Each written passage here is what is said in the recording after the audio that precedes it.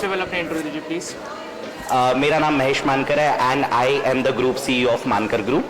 Currently we have a few brands in our bucket. Continue. Sir आपके business के बारे में आप कुछ डिटेल्स बता पाएंगे सर? Sure. Currently हमारे जो है कुछ ब्रांड्स है, जैसे मानकर स्पिरिचुअलिटी जिसमें एस्ट्रोलॉजर महेश मानकर हमारा एक ब्रांड है। फिर उसके बाद में मानकर रिटेल्स में वी हैव असनुआ एंड फ्रैगनम, ये दो ब्रांड्स है जिसमें से असनुआ जो है वो स्पिरिचुअल प्रोडक्ट्स में डील करता है और फ्रैगनम जो है एस्थेटिक फ्रेग्रेंसेस प्रोडक्ट्स में डील करता है and it's really very amazing brand. फिर उसके बाद we have Mankar foods and hospitality जिसमें हमारा एक ब्रांड है get set bite. We have 2 outlets right now and we are planning for 50 more till 2030। फिर उसके बाद में वी हैव मानकर कैपिटल्स जहाँ पे हम लोग स्टार्टअप में इन्वेस्ट करते हैं। हमारे टोटल 75 इन्वेस्टमेंट्स है। I was the early investor of few unicorns as well, मतलब जो 8,500 करोड़ के वैल्यूएशन पे ब्रांड्स पहुंचे उन्हें हम लोग यूनिकॉर्न कहते हैं। So yes I have 2 in my buckets right now. उसी के साथ साथ वी हैव मानकर टेक्नोलॉजीज जिसका एक प्रोडक्ट है दैट इज अपना astro and we are going to compete with few of the major astrology brand in that as well. So इस तरह से हमारा पूरा 500 करोड़ का मानकर ग्रुप्स है एंड दैट टू बूटस्ट्रैप, मतलब बिना किसी इन्वेस्टमेंट के। सर आपकी कौन कौन सी सिटीज़ में ब्रांचेस है? Currently we have office in Nagpur. Nagpur में हमारा हेड ऑफिस है। We have a corporate office in Mohali as well. Mohali is in Punjab and we have a corporate office in Kolkata as well. Kolkata in West Bengal.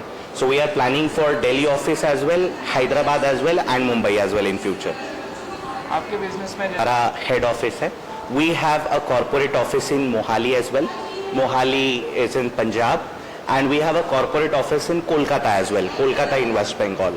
So we are planning for Delhi office as well, Hyderabad as well and Mumbai as well in future. आपके business में जैसे कि मैंने देखा है, आप उसके बारे में क्या कहना चाहेंगे sir? Yes, myths and misconceptions, astrology, numerology, vastu shastra हो गया, पामिस्ट्री हो गया, इसको लेके बहुत सारे मिथ्स एंड मिसकॉन्सेप्शन है। But at the end of the day ये सब साइंस से जुड़ा हुआ है। इन्हें प्राप्त करो, गड़ा हुआ धन प्राप्त करो, this is not at all possible. Sir मैंने एक मिथ सुनी है जिसमें एस्ट्रोलॉजी एक साइकोलॉजी ये दोनों एक जैसे है, कि ये सच बात है सर?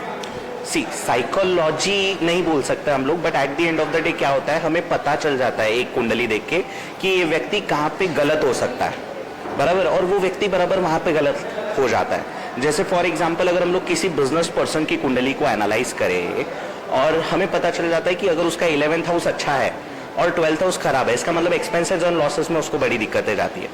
अब ये हो सकता है कि हाँ साइकोलॉजिकली सारे बिजनेस में लॉसेस होते हैं, सारे बिजनेस में एक्सपेंसेस होते हैं, बट ये भी तो होता है कि बहुत सारे बिजनेस लॉसेस नहीं करते, एक्सपेंसेस नहीं करते, तो वो बुलजाई पे जाकर हिट हो जाता है। So it's a blueprint.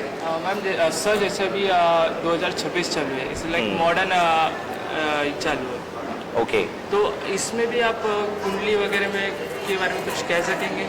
अभी 2026 ये तो खैर 7,500 साल पुरानी विद्या है। प्रभु श्री राम, भगवान श्री कृष्ण यहाँ से चलती हुई आई है और मैं आगे भी बताता हूँ जब तक कल के अवतार नहीं आते तब तक ये चलते रहेगा। बड़ा अच्छा सिलसिला रहेगा।